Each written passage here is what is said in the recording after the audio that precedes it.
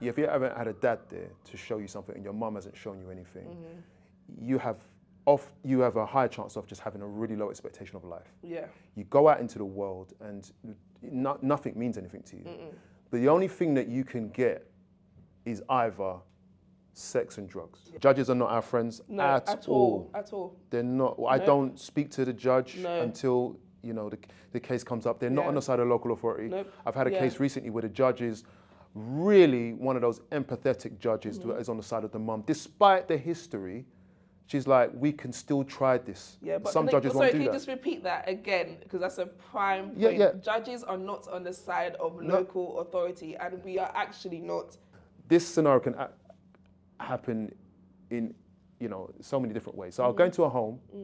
Let's assume this happens. Dog feces is everywhere. I've seen that before. Yeah, this is real. Yeah. Parents, they invite you into their house knowing that the dog feces is on the floor. Yep. Yeah. They've got other people staying in the house that have got criminal records and drug users. There's little children around. What do you do? So today we have Curtis Powell. Curtis Powell is a qualified social worker and creator of an amazing platform called The Social Workplace, with a passion of educating parents and the wider community in safeguarding children and supporting trainee social workers in understanding what the profession entails. Hello Curtis, how are you? Hello, it's a pleasure to be here. I'm really, really happy that you're here. I'm so thankful. I think you're one who I have come across on social media, and I've been so impressed about your opinions and how you also tie in the social education aspect. At times, I think parents do think that you're harsh. Yep. However, you just say it how it is, and you speak from the perspective of what you would want as a social worker for parents to know. And sometimes it is hard to digest. Yeah. But the thing is, it is better to be transparent, as you know, than to hide information. So thank you for that. No problem, thank you. So today, we're going to be speaking about different areas of your profession, but also touching on adoption and fostering, and also neglect. So we're just going to start off by saying, in your opinion and in your experience, what is being a social worker like? Wow, that's an open question. A social worker is, how can I envision it? Like someone who carries the weight of everyone's expectations to solve problems, to come up with the answers, to organize all the professionals. Everybody's looking at you.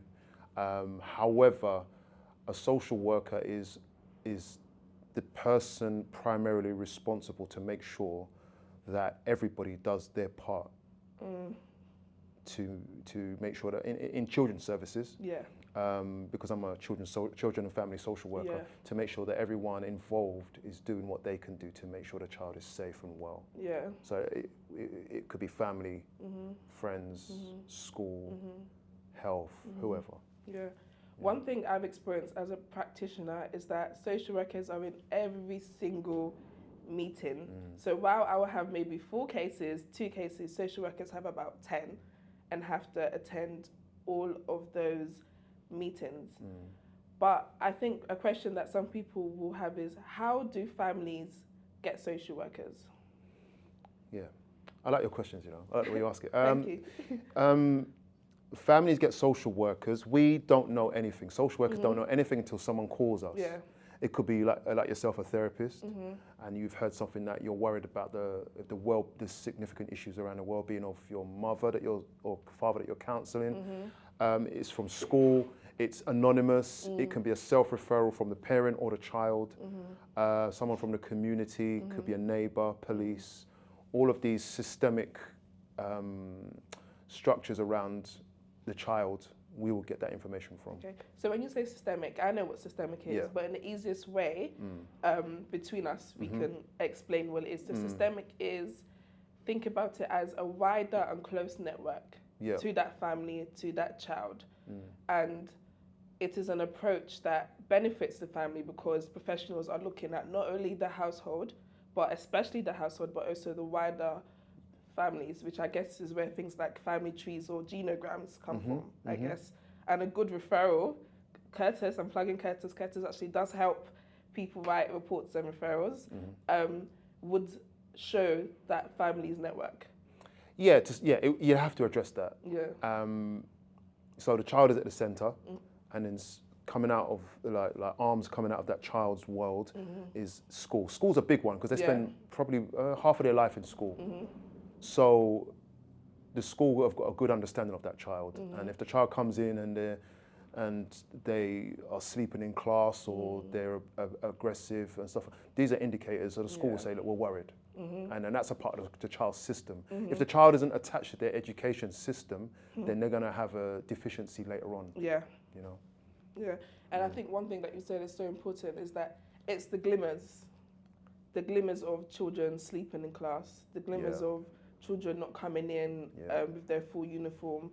Sometimes the things that we overlook, and that doesn't mean that, you know, professionals call social workers as soon as they see that, but the children are observed, they're looked at, they're asked questions, non-leading questions. So my next question is, I would say, is what are some of the concerns that allow a family to get to the stage of having a social worker? Because families are referred to family early help. Families are referred to community services. I currently work at a local authority, new community service. So there are stages. Me and you know that there are stages. So what are some of the things that would entail for a family to have an appointed social worker and not a family practitioner, not be referred to the local youth club? Okay, there are so many. So I'll give you maybe 2-3 examples. Yeah. So some local authorities have what you might call an unborn baby protocol, which means that mum is pregnant, but she's had history of domestic abuse or police, she's a criminal record, she may have had previous children removed, she might be a drug taker. So the midwife will call us. And sometimes we get involved and the mum's doing all right. Sometimes mum is actually trying to hide the fact that she's addicted to certain drugs, or she's got a boyfriend that we know has got an abuse history. And so we will say, look, we're going to be involved, or we will, depending on what the issues are, we may say we're going to be involved until you've given birth and you do the work. So we're not just involved, we're saying there's a path of work that we want you to do to show us that you are informed and you know what you're doing hereafter.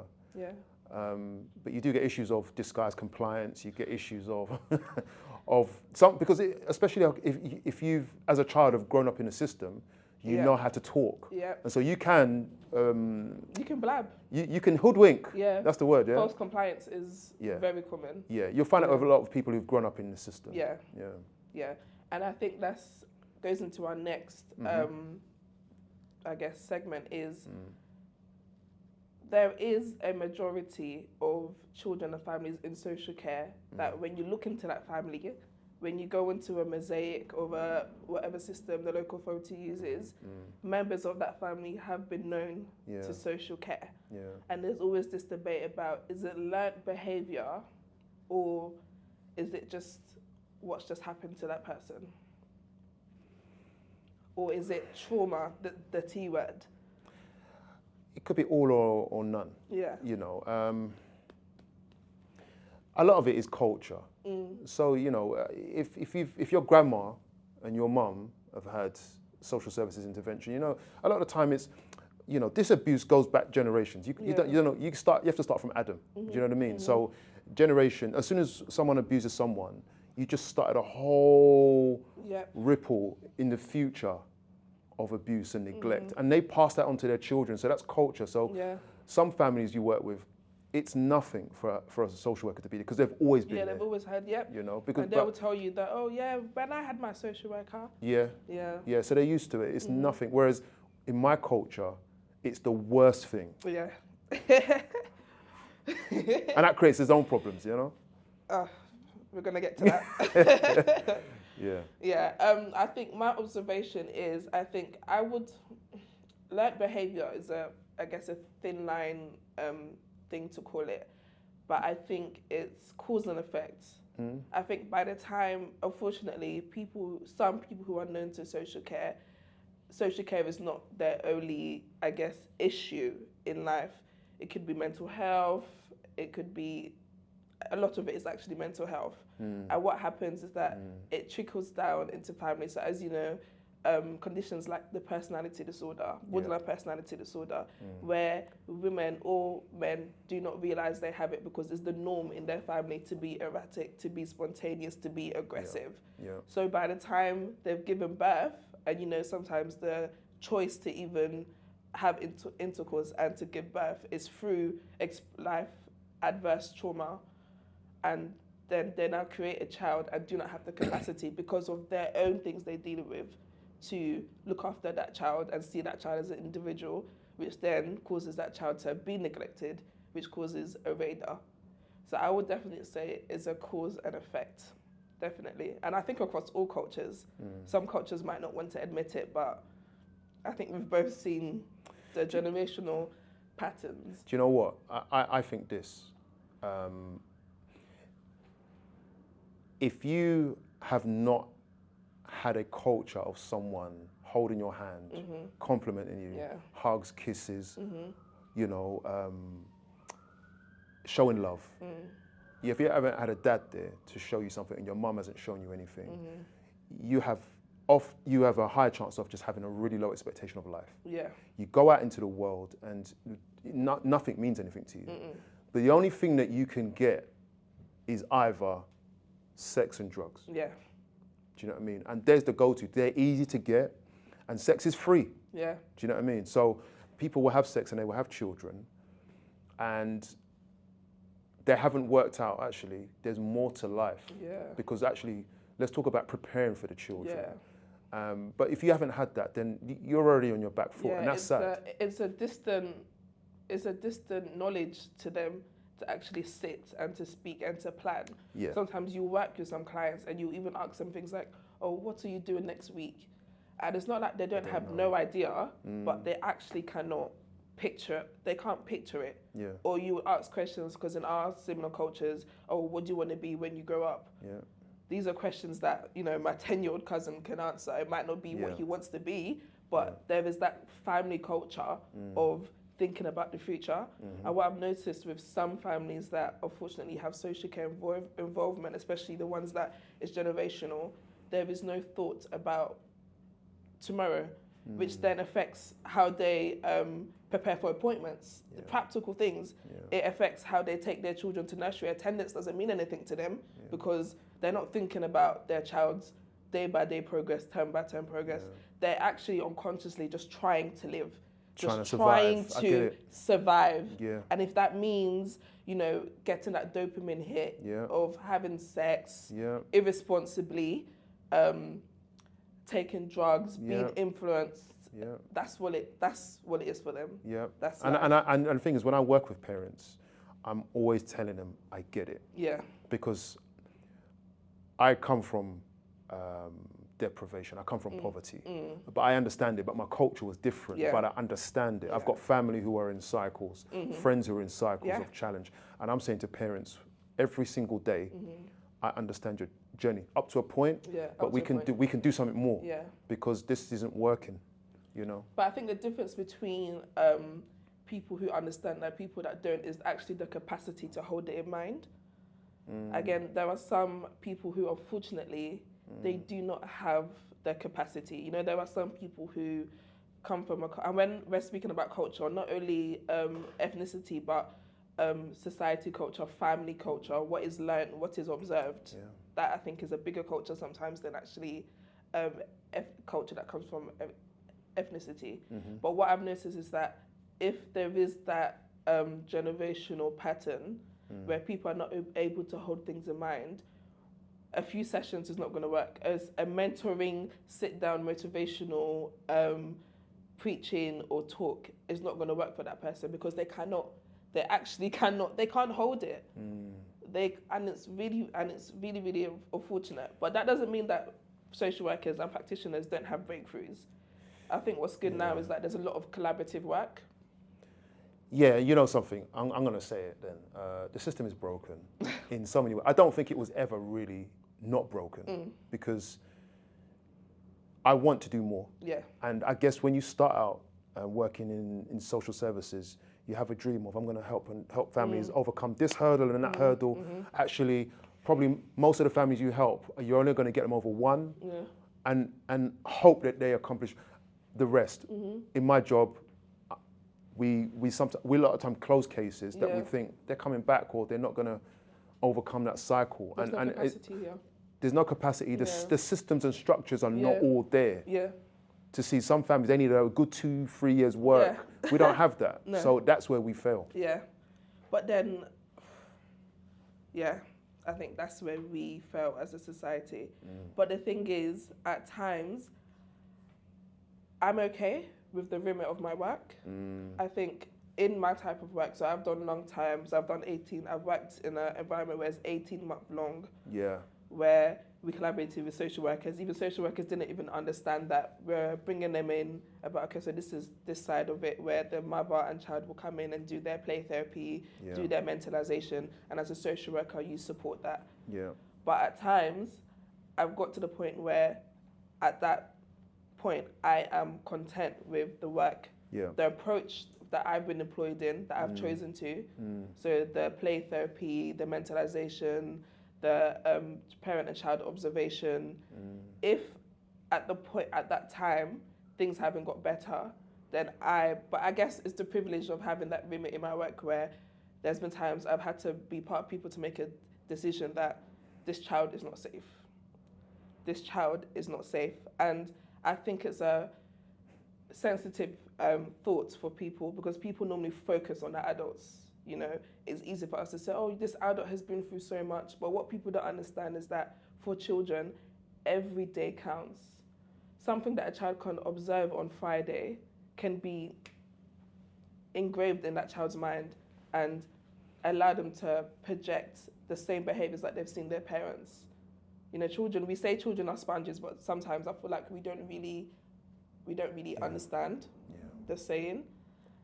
So I think that's one thing is, going back to my point, is that I am very content at times with the remit of my work. And I say, if I cannot do this, I guess maybe a new referral or actually having a look at, is this environment right for this child?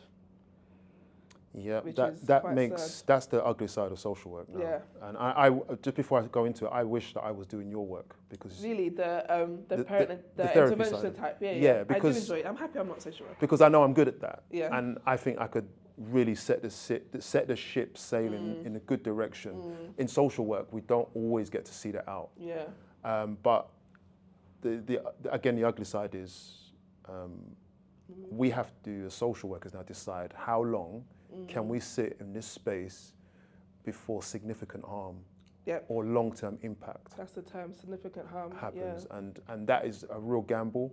For the parents, they're like, well, this is normal life, what's your problem? And for some members of the public, they'd be like, well, what's the problem? And then for social workers, they're like, we see this every day. This doesn't end well. And so we have to make very uncomfortable decisions. Sometimes we get it wrong. And that's another discussion. I don't know. It's another discussion. Sometimes, you do, and that's, I think, part of any work. A discussion I always tell, a point that I always have for my friends and families, that sometimes we are wrong. Everybody is wrong.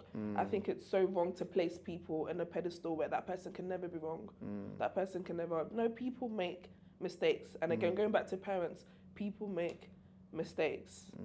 But I think, for me, I think is when children's lives and well-being and everyday life is negatively affected to the point where that parent cannot see it, but you can see it as a professional. You go on a home visit, you interact with the child.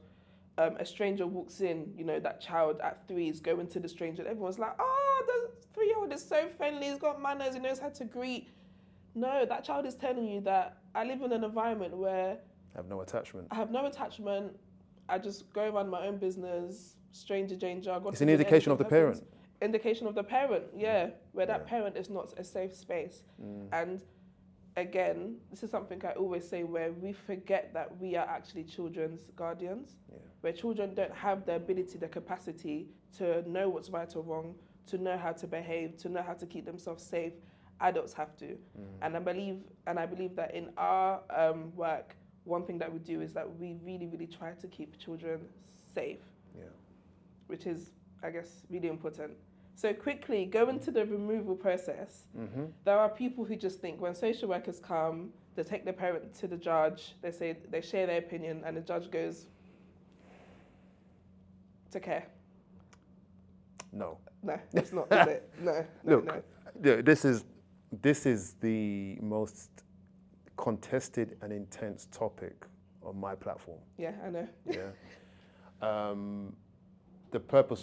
Part of the purpose of my platform is to help families and parents avoid that process, but to let them know how it really works. Yeah. I cannot go into someone's house and say, this doesn't look right. But next week, you're gonna. That's not how it works. No. Well, actually, okay. Sometimes though. Okay, so Sometimes. so I have to. What do you do? Go into it? Do you want to talk about? Okay, so the process is like, for example, this scenario can happen in, so many different ways. So I'll go into a home. Let's assume this happens. Dog feces is everywhere. I've seen that before. Yeah, this is real. Yeah. Parents, they invite you into their house knowing that the dog feces is on the floor. Yep. Yeah. They've got other people staying in the house that have got criminal records and drug users. There's little children around. What do you do? Okay. So, or you go into a home and you see a child and they're wincing. You're like, why are they wincing on that side? You look and there's a bruise. You ask the parent, what happened? Because the referral came from, I don't know, a friend of theirs or a community saying that they're abusing their kid. You look at the child and you're like, there's something wrong with their back or there's a bruise there. Let me have a look. And the parent's trying everything to avoid that. So in that situation, that second child I just spoke about, we would have a child protection medical. Yeah. And the consultant will do that immediately. Yeah. And they will look at the child and say, something's happened to this child, not in line with what the mum or dad said. Can that child go back to that home? No. Not, this is it. Not in my, anyways, not, as you know, we have reflective practice, we have supervision, and things are really, professionals really tear each other apart sometimes in a professional way. My manager's going to tear me apart. She's going to say, what did you see? What did you do? What did you hear? Because this has to go to a legal team. But before we get through all of that, I've got to go, the police are going to say, this child cannot go home. We will put the child or children in protective custody. Yeah. Emergency care.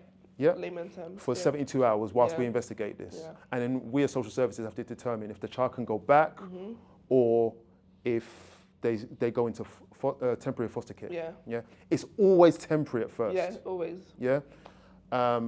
It's very difficult to put a child in care because their carers could be anywhere. Yeah. It's a lot of work and it's traumatic for the children. Yeah, so traumatic. So in the case of, let's say we go to that first family, dog feces everywhere. I could say to mum, clean this up. Yeah. Or dad, because it's usually the dads are never really there, to be honest. Clean this up. I'll be back on Monday. Yeah. Really? And sometimes, if that family is working with maybe a parenting practitioner or part of other observation and the relationship, the professional relationship is good, you will contact me and be like, I know you're seeing this family tomorrow. Yeah. By the way, I've just done an unannounced home visit and this is what I've observed.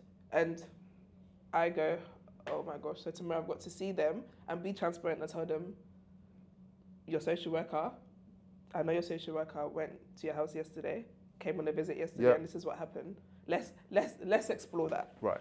Yeah. So it is tough. And then in that situation, we would then say, well, this referral's coming about the mess in the home. You look back, you've got a long history. Yeah. It's never just today. Long history of different boyfriends, 4 kids in the home. I'm just reflecting on families I've just worked with a few years ago. And he, or the last boyfriend, could be 2 baby daddies and both of them have been abusive. So we have to make that decision and say, well, look, that decision again would most likely result in, again, emergency police protection. I would make a case and go back to my manager and we discuss it with the legal team. The legal team will say, what did you see? What did you hear? They will discuss if we have threshold to pursue this in court. Yes, exactly. They will say to me, Curtis, most of the time, they will say, go and do the work with the family. Yeah. Or refer. Yeah? Can this place be cleaned up? What did you see? They will always push back because it is a lot of work. It's a lot of work. But now this is where it gets interesting. Okay. It depends on who the social worker is. Yeah, some social workers will go, I've done this, right? It's a gamble. Yeah. I'm gambling my career on, Mum, clean this up. I'm coming back tomorrow. Yeah. Another social worker would have said, that child needs to go right now. Yeah. But then, both of it will be based on the history that they've seen on that family. But then you would have different professional judgments. You would have, and sometimes it's because of maybe the experience and the placements that you've had while training, the different interventions that you've been trained in. Because if I go into when I go into a home, or when parents come and see me with their children, I know what I'm looking for, even unconsciously, because of my training in attachment, my training in adverse livelihood experiences. I'm looking at body language. I'm looking at eye contact. I'm looking at what that child is wearing.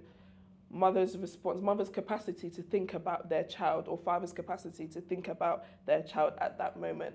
And if I'm reading something where there's been a pattern of not bearing that child in mind, I get really, really concerned.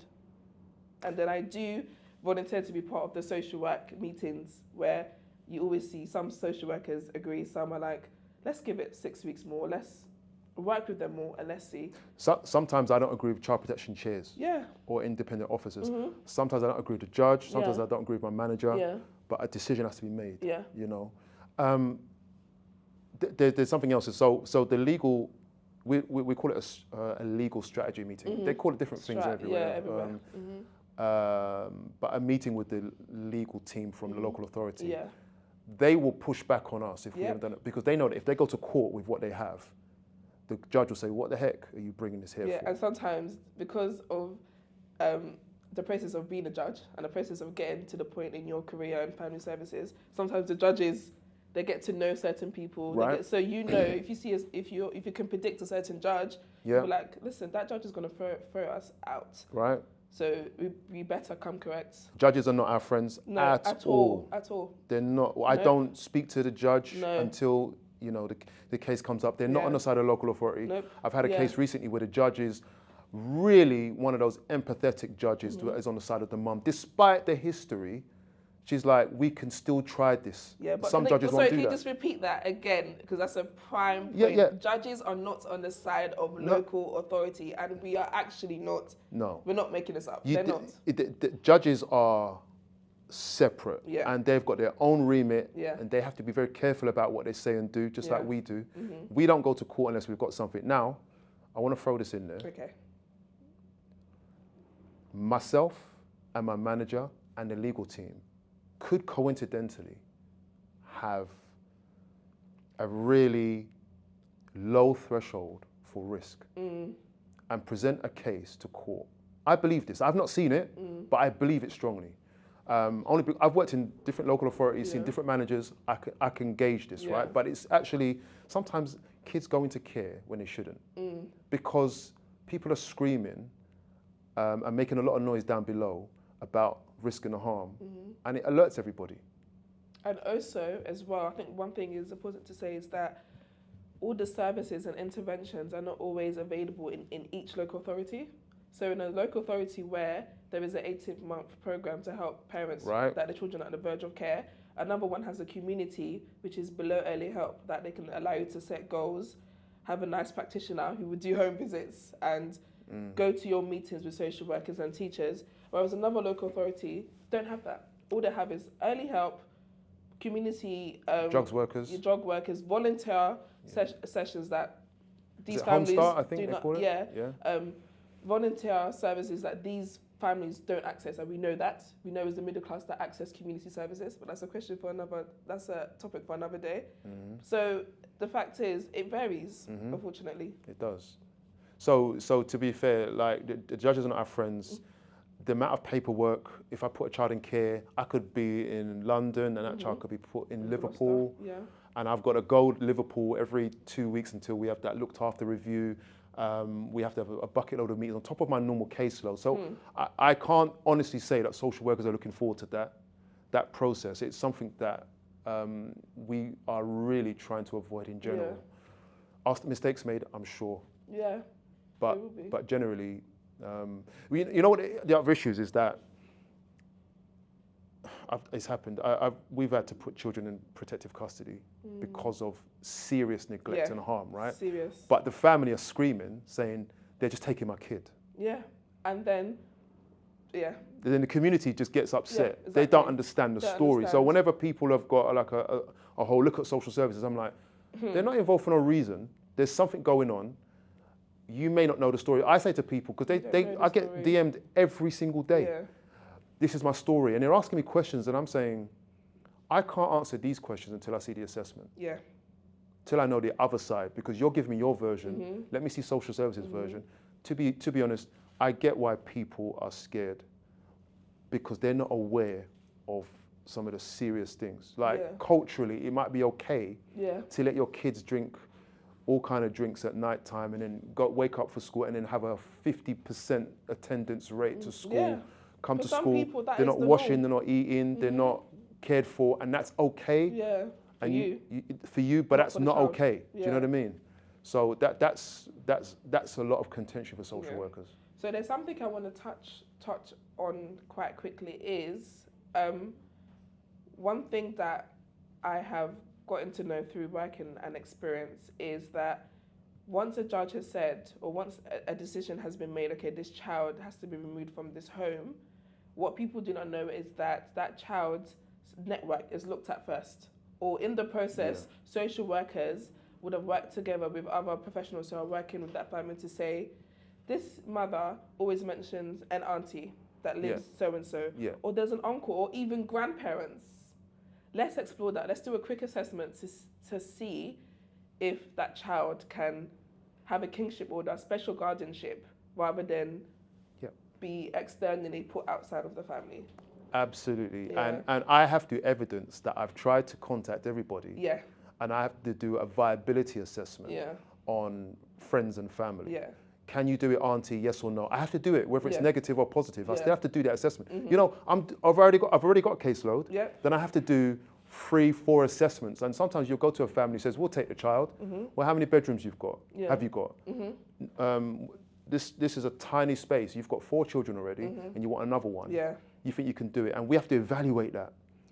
But sometimes, and I think I've told you before, my personal judgment on kinships, especially in the African and Caribbean community, is at times, again, it's thinking about the adults. It's thinking about the shame. It's thinking about, oh, you know, this child can't be lost from our hand. Yeah. If the child goes outside, then that's it. Yeah.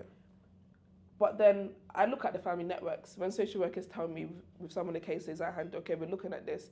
But I look at the family network, I say, if this young woman or this young man is not speaking to their parents, or they've had experiences of their parents, and now their parents are now able, thankfully, to look after their child, again, well, what position is that child going to be in?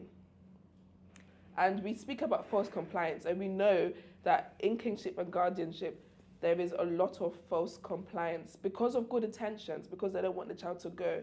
But I always reflect on the point of, is it always the best thing for that child to still be in that family network when there is a generational pattern and when there is unaccountability? But this is a genuine dilemma. I know. Because which judges don't care about at times. Well, you know, the judge is going to expect you make sure you search for family before we make this a permanent fixture in foster care, right? But the dilemma is this: is the child better in foster care or better with that family? Are they better with their family network in maybe cramped conditions with parents that aren't necessarily equipped, parent, auntie, uncle, whatever cousin who's not necessarily equipped, or are they better in foster care? That's an almost impossible question to answer. Case by case. It's right? Case by case. But statistically, the chances of you being an alcoholic or having mental health problems, leaving education, abusive or self-abusive, is massively high in care. Yeah. Would family have been better? I don't know. Yeah, we don't. It's case by case. Yeah. Yeah, but it's just a pattern that I've seen, and I know it's a pattern I've seen because I am a black woman, because I am Nigerian, and I see sometimes the intention is more than the capacity. Yeah. And I do wonder, what is the reason? Yeah. Is it about the shame But then where were you guys? Where was this network when this child was being neglected? Where was this network when the child wasn't going to school? So yeah, exactly. So that's why I'm a bit with kinships and special guardianships. When I'm part of them, I do really look through thoroughly and share my professional opinion because it's not up to me. I think the one factor that they're looking at is the child connected to their family. Yes, and it's important for Black children to be. Yeah. So I think my last question is about adoption and fostering in, again, the African and Caribbean community. We know that there are less people who are signing up to be foster carers or adoptive parents, but our children hold a big percentage. Black children in the care system. They're overrepresented in the care system. Yeah, they're overrepresented in the system. Where do you think the gap is? I think it's a mixture of a lot of things. I think it's social, economic factors, but I also think, again, it's their mentality. I do think there are people who do have the capacity to do it, but there is something strange about having someone else's child in their home. I think some people don't even need the money, but obviously the money it comes with it is a job as well. It is a job, but I think there is that thing about having an outsider in your home that prevents people from, we don't know where what spirit is coming with this child, or we don't know. It's true. You're talking about religion and stuff like that. Not even religion, but people who are not even deep in spirituality and religion have that mentality unconsciously, or we don't know what's following that child for them to come. Because unfortunately, what adults do to children is projected onto children, and it becomes the child's identity. So if that child is coming from a home where abuse has happened, unfortunately, that child takes up that identity as someone who's been abused. Well, oh man, there's so much. I mean, I think that so much has not been explored, because I did some research on it, and I think that there's massive gaps in the research. Yeah. With regards to the number of Black children in care, for some reason, there's more of them in care. Yeah, that's a discussion. Yeah. And then proportionately, you won't have as many Black carers coming in to say, I want to look after children. Yeah. Interestingly, my mum and my dad, both my grandparents, sets of grandparents, they are foster carers. Really? My dad's, I've got 2 adopted brothers, oh. and a sister as well. She's 3 years old, wow. 3, 4 years old. So it's something that I've grown up in. So, and we don't fully understand why Black people are not coming forward, but pound for pound, more of us would have to be coming forward to cover the minorities. But and they are coming forward. I don't want to sound harsh, because I see them. I'm on a panel. It's just a shortage, though. Yeah, there's a shortage. I'm on a panel, and I see they do come forward for kinship, for guardians, of course they do, but also foster parents and long-term fostering as well, and adoption obviously is permanent, right? But what will be interesting is to see, because obviously Black people are generally at the lower end of the economic scale. Yeah. I've worked with families who are struggling financially, because there's a whole lot of talk about they're trafficking our kids and the profits they're making. Yeah. We don't make good money as foster carers. Yeah. It is not a lot of money at all. Yeah. I work with families who, a grandmother who struggles and they economically. Still expect them to go for training, which is obviously the best thing to do. She works full time. Yeah. She has a number of children in a small space. She's got to fill in the logs. It's not easy. It is really not easy. So it is, as you say, case by case. But being a foster carer, you have to say to yourself, I'm changing my life for this. It's not. Some people have maybe bought their house. Yeah. They've got a bit of inheritance. They can say, yeah, I can do it. Yeah. Black people are not necessarily in that scale. So there's a lot there. But I think we're going to, this is the last thing that we're going to say is, but what would you say to the Black families who can? Why is it important for them to foster and to adopt? Yeah, I think we as humans, I don't even know. I mean, you asked me to speak specific to Black. Yeah, for this one, because our children are, a high percentage in the care system. Yeah, we have to save our children. You know something? I'm going to say this though, just to caveat a little bit, black or white. Yeah. But we have to... Because there's space for that as well. There's space for black children to be placed in cultures that are not their own. Yeah, and they can be loved, like some of my family. But I would say to the black families out there, if you have space and capacity, save a life. Yeah. Because you're really saving a life. It's you must have something to pour into someone else, and dedicate that and set a new trend and a set of ethics for them in their own lives. Because you're changing a whole series of generations. Yeah. If you can think about that and just think, how can I contribute to that? I think that would be a really good thing. Thank you so much, Curtis. Thank you so much. Thank you. Hello, welcome to the Parent Advice Hub. My name is Lisa Ogbeide. Please do subscribe and follow us on Instagram at the Parent Advice Hub. You can also check us out online at www.theparentadvicehub.com. Thank you.